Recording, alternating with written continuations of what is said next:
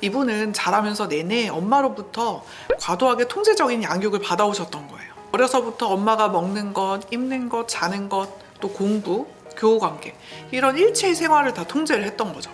그리고 이 통제는 다 너를 위해서라는 말로 포장돼서 이분에게 지속적으로 강요가 되었어요. 어떻게 보면 진작에 결혼해서 애도 낳고 자기 인생을 사셔야 될 나이인데 결혼도 못하고 혼자서 부모님 용돈 드리면서 살고 있는 거예요. 어떻게 보면 부모님도 자신의 정신적인 안정을 위해서는 이 딸이 필요했던 거겠죠. 넌 아직 철이 없니? 너 내 말 들었으니까 이 정도라도 하고 사는 거야. 이런 말로 자녀의 삶은 계속 통제하면서 자녀의 건강한 독립과 성장을 가로막습니다. 안녕하세요. 마음을 밝히는 언니, 정신과 의사 유혜진입니다.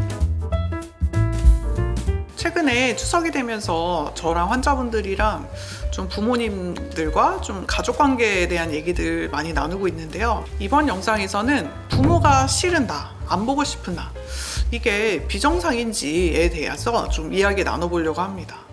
제가 최근에 진료보고 있는 여자분 얘기를 좀 간단하게 들려드리려고 하는데요. 이분이 분노 조절 어려움과 우울감으로 오셨어요. 40대 전문직 미혼 여성분이었는데 이분하고 상담을 해보니까 어렸을 때 부모님으로부터 받은 지속적인 언어폭력과 가스라이팅이 원인이었던 것 같아요.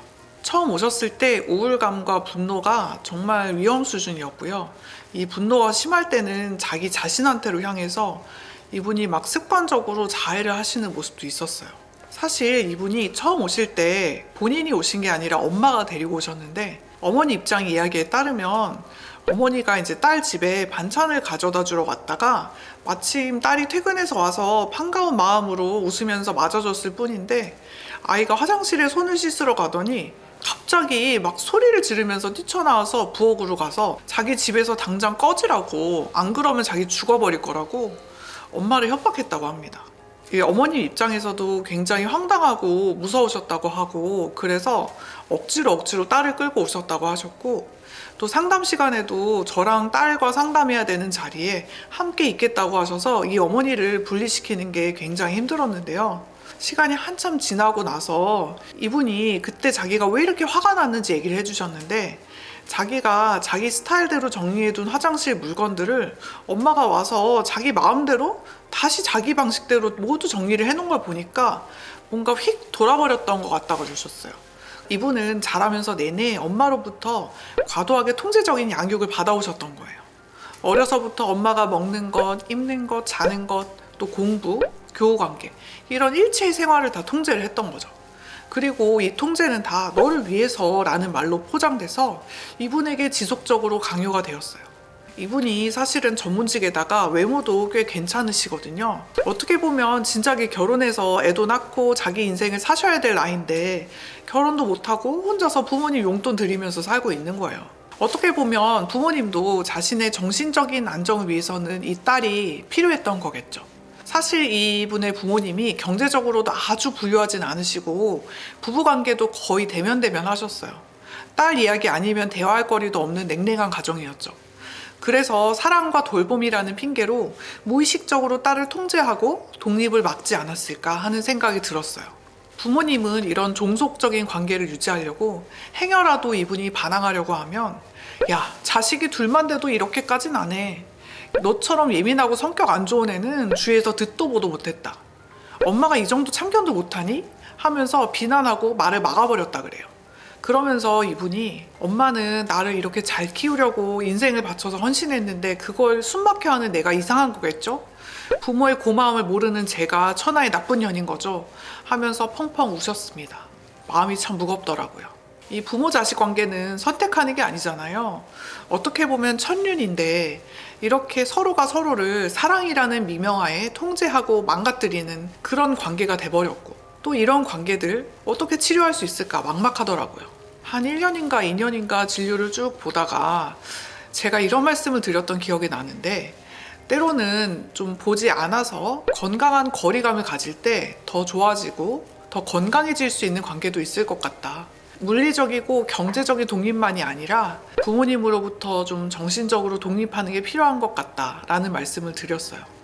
적어도 치료가 끝나고 정서적으로 안정을 되찾을 때까지는 가급적 부모님으로부터의 연락은 좀 줄이고 집 비번도 바꾸시는 게 좋겠다는 말씀을 드렸어요. 그리고 부모님과 절연한다 그래서 폐륜화가 되는 건 아니라는 말씀도 드렸습니다. 이렇듯 관계의 경중이 있을 뿐이지 부모에게서 벗어나길 원하는 자식들이 점점 늘어나고 있습니다.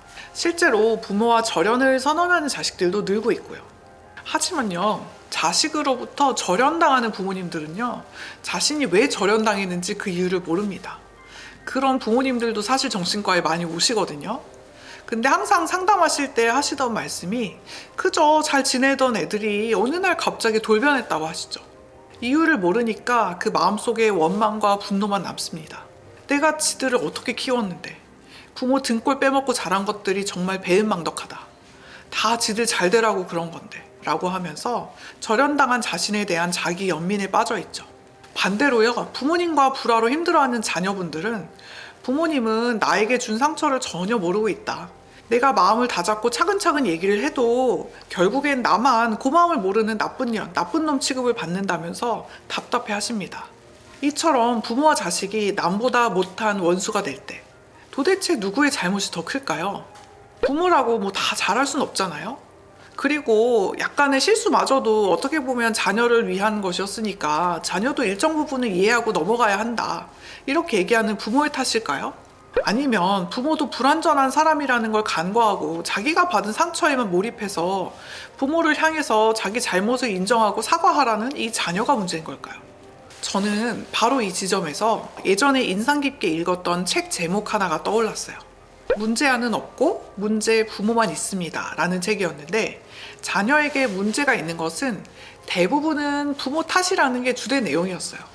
저도 실제로 소아정신과 트레이닝을 받을 때 굉장히 강조해서 교육받았던 부분들이 이 아이에 대한 평가 치료보다도 이 아이에 대한 주 양육자, 그러니까 부모님에 대한 평가, 양육 방식에 대한 접근, 이런 올바른 부모 교육, 이런 것들이 훨씬 중요하다는 것들이었거든요. 저도 실제로 진료할 때 청소년 아이들 부모님 상담을 더 중요하게 생각하고 있어요. 부모 교육을 하면서도 늘 부모님께 드리는 말씀이, 저랑 아이는 최대한 자주 봐봤자 1, 2주에 한 번 2, 30분 얘기하는 게 다인데 엄마 아빠랑은 하루에 적어도 2, 3시간은 같이 시간을 보내지 않냐. 부모님이 저랑 여기서 상담한 내용을 토대로 집에서 그간의 잘못된 양육 태도를 고쳐나가고 아이에 대한 이해와 인정을 더 늘려나가는 게 아이가 여기 와서 인정받고 상담받고 가는 것보다 몇 배나 더 중요하다고 설명을 드리거든요. 그리고 어떻게 보면 이렇게 뼈골 빠지게 힘들게 길렀는데 다 커서 원수가 돼버린다면 그 부모는 과연 자식을 잘 키웠다고 볼 수 있을까요? 그렇다면 이렇게 자녀를 원수보다 못한 나무로 만드는 부모들은 어떤 부모들일까요? 첫 번째로 자녀를 자신의 자랑거리로 만들려고 한다는 거예요. 이런 부모들이 자주 하는 말이 바로 나는 너 잘 되라고 말하는 거야. 다 너 생각해서 그런 건데 넌 왜 그걸 몰라주니? 입니다. 겉으로는 걱정이지만 사실은 자신의 기준을 아이에게 강요하는 거죠. 이 말은 자녀가 스스로 판단하고 결정할 기회를 박탈하고 부모의 뜻에 따라야 안전하다는 그런 무의식적인 학습을 만들어내요. 일종의 가스라이팅이죠. 내 말을 들어야지 내가 널 도와라도 주지. 너는 왜 나한테 그렇게밖에 못해? 나중에 너 잘못되고 후회하지나 마. 이런 말씀도 자주 하시는데요. 이런 말들은 부모의 사랑을 마치 자녀가 조건적인 것처럼 느끼도록 만들어요. 바로 이때 자녀는 부모로부터 사랑받기 위해서는 부모의 기대에 부응해야 한다는 압박감을 느끼죠. 그리고 부모의 기대에 못 미칠 때 자존감이 무너지고 눈치를 보게 되는데요. 이러한 경험을 반복적으로 하게 되면 성인이 된 이후에도 타인과의 관계에서 항상 눈치를 보고 살아가게 되는 원인이 되기도 해요. 두 번째로는 자식을 잘 키워야 된다는 생각에 아주 사로잡혀 있습니다. 이들에게 있어서 자녀를 잘 키운다는 의미는 자녀가 스스로 돈 벌어서 넉넉하게 살고 남들 보기에도 번듯하게 키운다는 걸 말해요. 쉽게 말해서 좋은 직업을 얻고 성공하는 거죠. 오직 아이 하나 잘 키우려고 공부하라고 잔소리하고 야단도 칩니다. 하지만 여기서 기억하셔야 될 거는 아이들은 내가 키우는 게 아니라 걔네들이 스스로 자라는 거거든요. 절대로 내가 의도했던 대로 키워지지가 않죠. 같은 부모 아래에서 똑같은 똑같은 양육 방식으로 자란 형제자매도 정말 다른 것들이 그 예일 거예요. 아이는 내가 잘 키우겠다고 손을 붙잡고 막 끌고 가는 게 아닌데도 야, 넌 아직 철이 없니? 너 내 말 들었으니까 이 정도라도 하고 사는 거야. 이런 말로 자녀의 삶은 계속 통제하면서 자녀의 건강한 독립과 성장을 가로막습니다. 이러한 말에 익숙해지면요, 자녀는 자신의 인생을 스스로 결정하지 못하고 늘 누군가의 허락과 확인이 필요한 사람으로 남게 돼요. 마음속에는 부모에 대한 원망과 상처만 가득한 채로 말이죠. 하지만 이 자식을 잘 키우겠다는 욕심에 사로잡혀버린 부모는 이 상처받았다는 자녀의 외침에도 절대 동의를 못합니다. 자신은 그저 아이가 잘 되길 바라는 마음에 최선을 다한 것뿐이니까요. 그렇게 아이와 부모는 영원히 평행선을 걷죠. 서로 다른 것을 보고 있기 때문에요. 그래서 문제아는 없어도 문제의 부모는 있다는 말이 나오는 거예요. 하지만 여기서 부모가 꼭 기억해야 될 게 있어요. 성장기의 아이가 부모로부터 받은 마음의 상처는 단순히 그냥 시간이 흐른다고 해서 치료되지가 않아요. 왜냐하면 부모는 아이가 가장 처음 만난 세상이고요. 아이는 그 부모라는 세상에서 사랑받고 인정받고 지지받고 싶은 마음이 정말 1순위이기 때문이죠. 이 부모와의 관계에서 받은 상처는 마음속 아주 깊은 곳에 남아있어서 아이가 잊어버리고 외면하려고 해도 어느 날 갑자기 그 감정이 불쑥 튀어나오게 됩니다. 그렇기 때문에 부모는 반드시 아이의 상처를 마주하고 아이가 그때 느꼈던 감정이 뭐였는지 함께 돌아보고 때로는 아이에게 진심으로 용서를 구해야 돼요. 부모로부터 상처받은 아이는 부모에게서 진심을 담은 사과를 받았을 때 비로소 상처에서 벗어나서 다시 자신의 세상을 열어가는 시도를 하게 됩니다. 시인 도종환의 시 흔들리며 피는 꽃에 이런 구절이 있는데요. 흔들리지 않고 피는 꽃이 어디 있으랴. 세상 그 어떤 아름다운 꽃들도 다 흔들리며 피었나니. 흔들리면서 줄기를 곧게 세웠나니. 아이를 내 힘으로, 내 정성으로, 내 노력으로 키운다고 생각하면 아이를 내 것이라고 생각하게 되고 내 마음대로 대하게 돼요.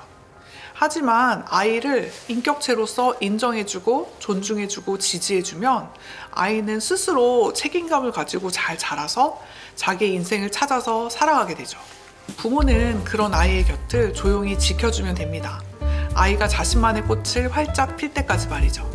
이 영상이 도움이 되셨다면 구독, 좋아요, 알림 설정 부탁드립니다. 지금까지 마음을 밝히는 언니였습니다. 감사합니다.